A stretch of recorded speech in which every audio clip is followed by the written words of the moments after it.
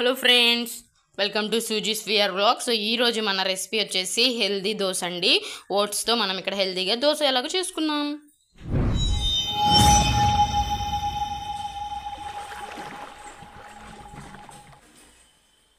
So first healthy dosa కోసం మనం ఇక్కడ ఓట్స్ తీసుకున్నాం. నేనైతే ఒక చిన్న కప్తో తీసుకున్నాను. చూసారు కదా, ఈ చూపించిన కప్తో నేను కొలుచుకున్నాను.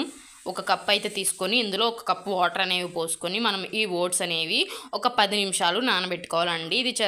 ఇది తినడం వల్ల హెల్తీగా ఉంటుంది అండ్ టేస్టీగా కూడా ఉంటుంది. ఈజీగా టిఫిన్కి అయిపోయే ఐటమ్ అండి.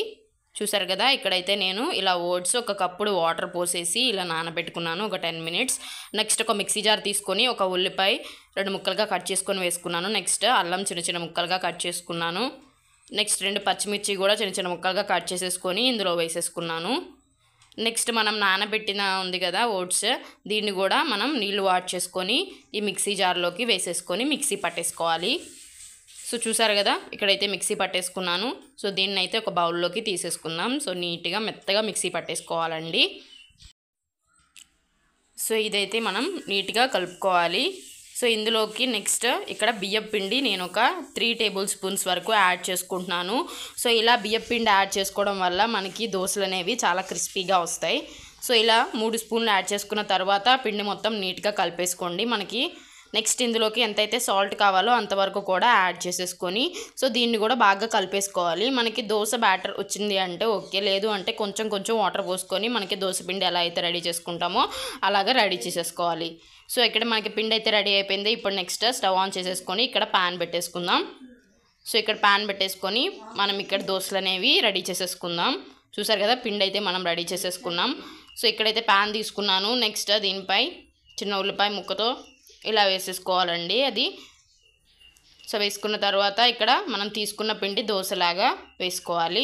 ఇలా వేసుకొని మనం 2 సైడ్స్ నీట్గా ఫ్రై చేసుకుంటే మంచి బ్రౌన్ కలర్ వచ్చేంత వరకు చాలా బాగుంటుంది. దీనిపైన నేను కొంచెం ఆయిల్ కూడా వేసుకుంటున్నాను.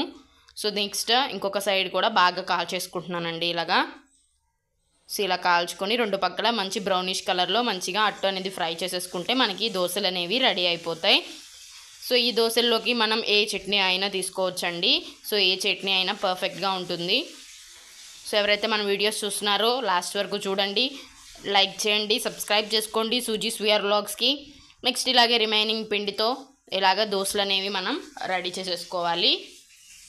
ఇలా దోశలు అనేవి వేసేసుకొని మంచి బ్రౌనిష్ కలర్లో వచ్చేంత వరకు ఫ్రై చేసేసుకుంటే మనకి ఓట్స్తో హెల్దీ దోశ అనేది రెడీ అయిపోతుంది. ఈజీగా మనకి టిఫిన్కి అయిపోయే రెసిపీ అన్నమాట. చూసారు కదా, సో మీరు కూడా ఈ రెసిపీ అనేది ట్రై చేయండి. సో ఇలా వేసేసుకొని ఒక ప్లేట్లోకి సర్వ్ చేసేసుకోండి.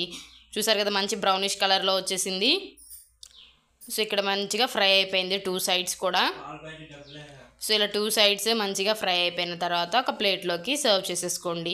సో ఈ రెసిపీ అనేది మీరు కూడా ట్రై చేయండి. చూసారు కదా, ఇక్కడ అట్లానే మనం ఇక్కడ దోశలను ఇందులో వేసేసుకున్నాను. ఇందులోకి ఏ చట్నీ అయినా యూజ్ చేసుకోవచ్చు.